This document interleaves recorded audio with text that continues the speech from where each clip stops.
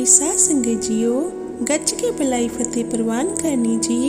वाहिगुरू जी का खालसा, वाहिगुरू जी की फतेह। साध संगत जी, अज आपां एक अजीही साखी सरवण करांगे जिस विच आपां समझांगे कि किवें संतां दी किरपा नाल निंदकां दा उद्धार होया।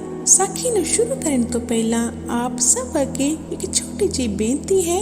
जे तुहानूं साखी नूं सुणन तो थोड़ा जा भी रब्बी सुकून मिले तो वीडियो नूं लाइक ते चैनल सबसक्राइब करन दी भी कृपालता करनी जी। हाँ जी, ते साखी शुरू करते हाँ। एक बीत राग भजन मूर्ति महात्मा अपनी विद्वान संत मंडली समेत देशां देशांतरां विच रटन करते हुए देवसैनी एकादशी जो कि ब्यास पूजा तो 4 दिन पहला आउंदी है वाले दिन एक नदी के किनारे जो चोरां दे पिंड दे पास ही सी उत्थे आके ठहर गई, क्योंकि संतां दा यह नियम सी कि देवसैनी एकादशी जिथे भी आ जावे उत्थे चतुर्मास यानी 4 महीने बरसात ते ठहर जाते सन। जल नूं टप के अगे नहीं जाते सन। जिस वेले पास दे रहन वाले पिंड दे चोरां ने सुनिया ते देखिया कि साडे कोल ही नदी के किनारे संत मंडली उतरी है, तां कुछ आदमियों ने रल के सारा पिंड इकट्ठा करके सारियां तो प्रण करवाया कि संतां कोल कोई भी ना जावे।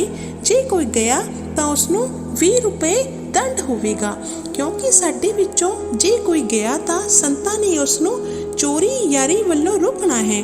इस वास्ते बिल्कुल नहीं जाना। उन्हां विचों तां कोई नहीं गया, पर होर आस पास दे जो पिंड सन उत्थों दे लोग आके बड़े प्रेम नाल सेवा कर जाया करन।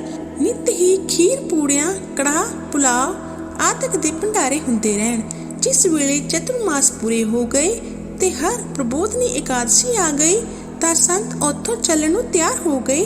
डाकुआं नूं पता लगा कि कल संतां ने चलिया जाना है, तां उन्हां ने विचारिया कि आस पास पिंडां दे लोग साडी निंदिया करते हैं कि इस पिंड दे लोग बड़े मंदभागी हैं जो इन्हां दे बिल्कुल सेवा नहीं कीती।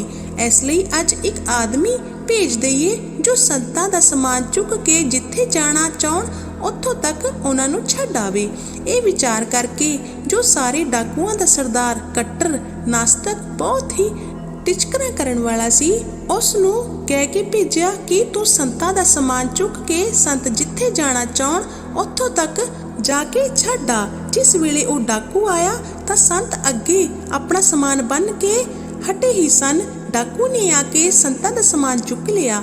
संत चुकन नहीं दिंदे सन, पर उसने बदोबदी उठा लिया। संतां ने रस्ते विच चलदियां विचारिया कि भावें ये साडे नाल बोलदा नहीं है, चुप करके जा रहा है, पर इस पिंड दे कोल असीं 4 महीने रह के आए हाँ। भावें इस पिंड विचों किसी ने भी आके सेवा नहीं कीती, पर सारियां विचों ये अखीरले दिन आके सेवा कर रहा है। ऐसे एक नूं सुधार दईए तां चंगा है, क्योंकि बिरथा ना साध मिलाप तथा साध के संग ना बिरथा जावे। संतां दा मिलाप एवें खाली नहीं जांदा। संतां ने पुछया तू की काम करदा है, तां चुप रहा। दूजी बार पुछया तां भी चुप रहा। दयालु संतां ने फिर तीजी बार पूछया तो उसने कहा मैं चोर हाँ। फिर संतां ने पूछया नीरा चोर है कि यार भी है? उसने कहा यार भी है, किसे जाति दी स्त्री में छड्डी नहीं। संतां ने पूछया शराब भी पींदा है? उसने कहा हाँ जी, रोजाना पींदा हाँ। 365 दिनों विचों एक दिन भी नहीं छड्डी। संतां ने पूछया मांस भी खांदा है? उसने कहा सब जीवां दा मांस भखण कर जांदा हाँ। ये गल्लां सुन के संतां ने विचारिया ये तां बड़ा पापी है, पर पापियां ते निंदकां नूं सुधारना साडा ही काम है। इस नूं किसे युक्ति नाल सुधारना चाहिदा है। संतां ने कहा जेकर तू साडी गल मननी होवे तां साडा समान चुक, नहीं तां इत्थे ही रख दे। डाकू ने कहा जेकर आप मैनूं कोई चोरी यारी तो छुड़ाओगे तो मैं नहीं छड़ सकांगा। संतां ने कहा बिल्कुल नहीं छुड़ावांगे, थोड़ी थोड़ी छुड़ावांगे। जे तू साडियां 4 गल्लां मन लवेंगा तो सारी उम्र सुखी हो जावेंगा। उसने कहा आप हुक्म करो, मैं मन लवांगा। संतां ने कहा बेशक चोरी कर, पर गरीब आदमी दी चोरी नहीं करनी। दूजी अते जिस दा लूण खावे उस दी चोरी नहीं करनी। चोर ने कहा सत बचन जी, ये सुभाਅ तां मेरा पहले ही दिन तो इसी तरह दा है, पर अगों लई परपक्क हो गया।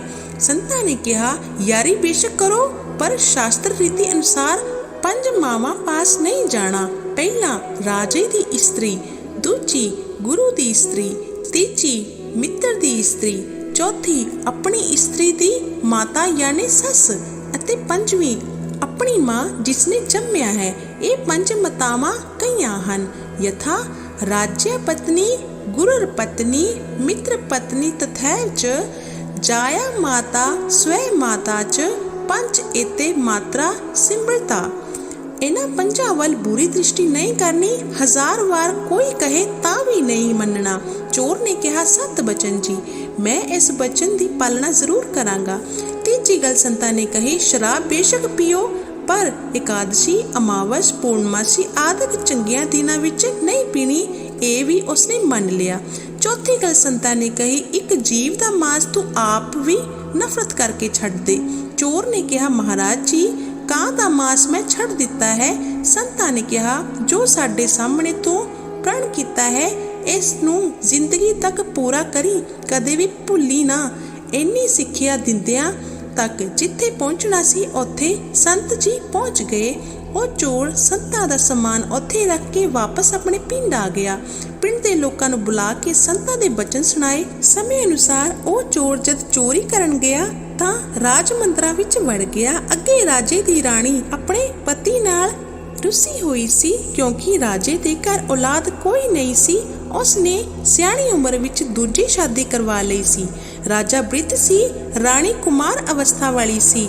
ਇਸ ਕਰਕੇ ਆਪਸ ਵਿੱਚ ਲੜਾਈ ਰਹਿੰਦੀ ਸੀ ਤੇ ਰਾਣੀ ਕਾਮੁੱਤਰ ਹੋਈ ਦੂਸਰੇ ਕਮਰੇ ਵਿੱਚ ਸੋਚਾਂ ਵਿੱਚ ਲੇਟੀ ਹੋਈ ਸੀ। ਜਿਸ ਵੇਲੇ ਚੋਰ ਚੋਰੀ ਕਰਨ ਆਇਆ ਤਾਂ ਦੇਵਨੇਤ ਨਾਲ ਉਹ ਪਹਿਲੇ ਰਾਣੀ ਦੇ ਕਮਰੇ ਵਿੱਚ ਹੀ ਵੜਿਆ। ਖੜਕੇ ਹੋਣ ਨਾਲ ਰਾਣੀ ਉੱਠ ਪਈ। ਦੂਜੇ ਕਮਰੇ ਵਿੱਚੋਂ ਰਾਜਾ ਵੀ ਉੱਠ ਪਿਆ। ਰਾਣੀ ਨੇ ਚੋਰ ਨੂੰ ਕਿਹਾ, ਤੂੰ ਮੇਰਾ ਪਤੀ ਹੈ, ਤੂੰ ਮੇਰੇ ਕੋਲ ਰਹਿ ਜਾਂ ਮੈਨੂੰ ਨਾਲ ਲੈ ਚੱਲ। ਮੈਂ ਤੈਨੂੰ ਕਰੋੜਾਂ ਰੁਪਏ ਨਗਦ ਤੇ ਹੀਰੇ ਜਵਾਹਰਾਤ ਦਿਆਂਗੀ। ਪਰ ਚੋਰ ਨਾ ਮੰਨਿਆ। ਚੋਰ ਨੇ ਸੰਤਾਂ ਦੇ ਬਚਨ ਯਾਦ ਰੱਖੇ ਕਿ ਰਾਜੇ ਦੀ ਰਾਣੀ ਮਾਂ ਤੁਲ ਹੈ। ਰਾਣੀ ਨੇ ਬਹੁਤ ਵਾਰੀ ਕਿਹਾ ਕਿ ਤੂੰ ਮੇਰਾ ਪਤੀ ਹੈ, ਮੈਂ ਤੇਰੀ ਦਾਸੀ ਬਣ ਕੇ ਰਵਾਂਗੀ, ਪਰ ਚੋਰ ਨੇ ਉਸ ਨੂੰ ਮਾਂ ਹੀ ਕਿਹਾ। ਰਾਜਾ ਲੁਕ ਕੇ ਇਸ ਗੱਲ ਨੂੰ ਦੇਖਦਾ ਰਿਹਾ ਅਤੇ ਸੁਣਦਾ ਵੀ ਰਿਹਾ, ਪਰ ਕਿਹਾ ਕੁਝ ਨਾ। ਫਿਰ ਚੋਰ ਨੇ ਇੱਕ ਅਲਮਾਰੀ ਵਿੱਚੋਂ ਹੀਰੇ, ਮੋਤੀ, ਜਵਾਹਰਾਤ ਤੇ ਸੋਨੇ ਦੇ ਗਹਿਣੇ ਆਦਿਕ ਚੁੱਕ ਕੇ ਇੱਕ ਗੰਢ ਬੰਨ੍ਹ ਲਿੱਤੀ। ਰੋਟੀ ਨਾ ਖਾਣ ਕਰਕੇ ਉਸ ਨੂੰ ਭੁੱਖ ਬਹੁਤ ਲੱਗੀ ਹੋਈ ਸੀ। ਖਾਣੇ ਦੀਆਂ ਬਹੁਤ ਚੀਜ਼ਾਂ ਵੇਖੀਆਂ, ਆਪਣੇ ਵੱਲੋਂ ਤਾਂ ਬਚਾ ਕੇ ਖਾਧੀਆਂ, ਪਰ ਨਮਕ ਵਾਲੀ ਚੀਜ਼ ਵੀ ਖਾਧੀ ਗਈ, ਜਿਸ ਕਰਕੇ ਸੰਤਾਂ ਦੇ ਬਚਨ ਯਾਦ ਆ ਗਏ ਕਿ ਲੂਣ ਖਾ ਕੇ ਚੋਰੀ ਨਹੀਂ ਕਰਨੀ। ਉਸ ਵੇਲੇ ਚੋਰੀ ਦਾ ਸਾਰਾ ਸਮਾਨ ਉੱਥੇ ਹੀ ਛੱਡ ਕੇ ਬਾਹਰ ਨਿਕਲ ਗਿਆ। ਸਵੇਰੇ ਉੱਠਦਿਆਂ ਸਾਰ ਰਾਜੇ ਨੇ ਵੇਖਿਆ ਮੇਰਾ ਕੁਝ ਨੁਕਸਾਨ ਨਹੀਂ ਹੋਇਆ। ਚੋਰ ਦੇ ਧਰਮ ਨੂੰ ਵੇਖ ਕੇ ਰਾਜਾ ਬੜਾ ਪ੍ਰਸੰਨ ਹੋਇਆ ਤੇ ਸ਼ਹਿਰ ਵਿੱਚ ਢੰਡੋਰਾ ਫਿਰਾ ਦਿੱਤਾ ਕਿ ਜਿਹੜਾ ਚੋਰ ਰਾਤ ਨੂੰ ਰਾਜ ਮੰਦਰਾਂ ਵਿੱਚ ਆਇਆ ਸੀ ਉਹ ਮੇਰੇ ਪਾਸ ਆਵੇ, ਮੈਂ ਉਸ ਨੂੰ ਇਨਾਮ ਦੇਣਾ ਹੈ। ਉਹ ਚੋਰ ਢੰਡੋਰਾ ਸੁਣ ਕੇ ਰਾਜੇ ਦੇ ਸਾਹਮਣੇ ਆ ਗਿਆ। ਰਾਜੇ ਨੇ ਕਿਹਾ, ਜੇ ਤੂੰ ਚੋਰੀ ਕੀਤੀ ਹੈ ਫਿਰ ਤੂੰ ਮਾਲ ਚੁੱਕ ਕੇ ਕਿਉਂ ਨਹੀਂ ਲੈ ਗਿਆ? ਚੋਰ ਨੇ ਕਿਹਾ, ਸੰਤਾਂ ਦਾ ਬਚਨ ਹੈ, ਜਿਸ ਦਾ ਲੂਣ ਖਾਵੇ ਉਸ ਦੀ ਚੋਰੀ ਨਹੀਂ ਕਰਨੀ। ਮੈਂ ਰਾਤ ਨੂੰ ਚੋਰੀ ਕਰਕੇ ਭੁੱਖ ਦੇ ਕਾਰਨ ਕੁਝ ਮਠਿਆਈ ਖਾਧੀ, ਪਰ ਨਾਲ ਨਮਕ ਖਾਧਾ ਗਿਆ, ਇਸ ਲਈ ਸਾਰਾ ਸਮਾਨ ਉੱਥੇ ਹੀ ਛੱਡ ਕੇ ਚਲਾ ਗਿਆ। ਫਿਰ ਰਾਜੇ ਨੇ ਕਿਹਾ, ਰਾਣੀ ਤੈਨੂੰ ਪਤੀ ਬਣਾ ਰਹੀ ਸੀ, ਤੂੰ ਉਸ ਦਾ ਪਤੀ ਕਿਉਂ ਨਾ ਬਣਿਆ? ਚੋਰ ਨੇ ਕਿਹਾ, ਸੰਤਾਂ ਦਾ ਬਚਨ ਸੀ ਕਿ ਰਾਜੇ ਦੀ ਰਾਣੀ ਮਾਂ ਬਰਾਬਰ ਹੁੰਦੀ ਹੈ, ਇਸ ਕਰਕੇ ਮੈਂ ਉਸ ਨੂੰ ਮਾਂ ਹੀ ਸਮਝਦਾ ਰਿਹਾ ਹਾਂ। ਇਹ ਗੱਲਾਂ ਸੁਣ ਕੇ ਰਾਜਾ ਬੜਾ ਖੁਸ਼ ਹੋਇਆ ਤੇ ਕਹਿਣ ਲੱਗਾ, ਅਜਿਹਾ ਪ੍ਰਮਾਤਮਾ ਮਨੁੱਖ ਮਿਲਣਾ ਬਹੁਤ ਹੀ ਮੁਸ਼ਕਲ ਹੈ। ਇਸ ਨੂੰ ਮੈਂ ਆਪਣਾ ਧਰਮ ਪੁੱਤਰ ਬਣਾ ਕੇ ਰਾਜ ਗੱਦੀ ਤੇ ਬਿਠਾ ਦਿਆਂਗਾ ਤੇ ਚੰਗਾ ਹੈ।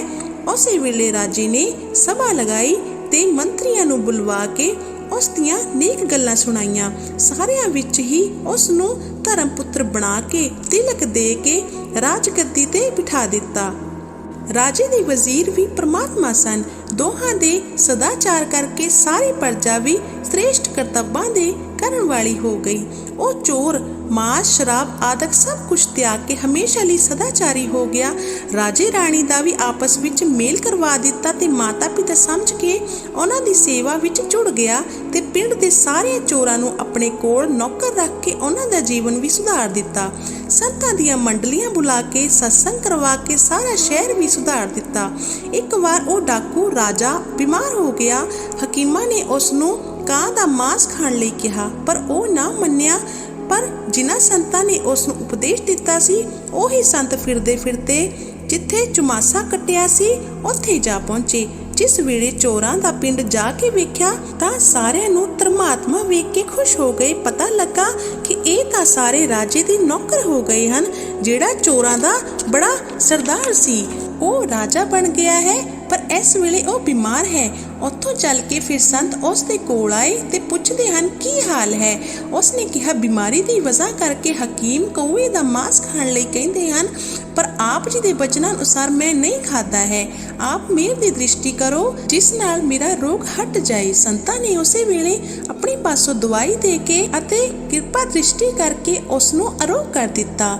ਇਸੇ ਤੇ ਗੁਰੂ ਜੀ ਨੇ ਕਿਹਾ ਹੈ ਕਿਰਪਾਲੂ ਸੰਤ ਕਿਰਪਾ ਕਰਨ ਤਾਂ ਸੰਤਾਂ ਦੇ ਸੰਗ ਕਰਕੇ ਚੋਰ ਡਾਕੂ ਪਾਪੀ ਨਿੰਦਕ ਵੀ ਤਰ ਜਾਂਦੇ ਹਨ। ਸਾਧ ਸੰਗਤ ਜੀ ਅੱਜ ਦੀ ਸੇਵਾ ਪ੍ਰਵਾਨ ਕਰਨੀ। ਅਗਲੀ ਸਾਖੀ ਅਗਲੇ ਭਾਗ 'ਚ ਲੈ ਕੇ ਹਾਜ਼ਰ ਹੋਵਾਂਗੇ। ਵੀਡੀਓ ਨੂੰ ਲਾਈਕ ਕਰਨਾ ਤੇ ਚੈਨਲ ਨੂੰ ਸਬਸਕ੍ਰਾਈਬ ਕਰਨ ਦੀ ਵੀ ਕਿਰਪਾਲਤਾ ਕਰਨੀ ਜੀ। ਵਾਹਿਗੁਰੂ ਜੀ ਕਾ ਖਾਲਸਾ ਵਾਹਿਗੁਰੂ ਜੀ ਕੀ ਫਤਿਹ।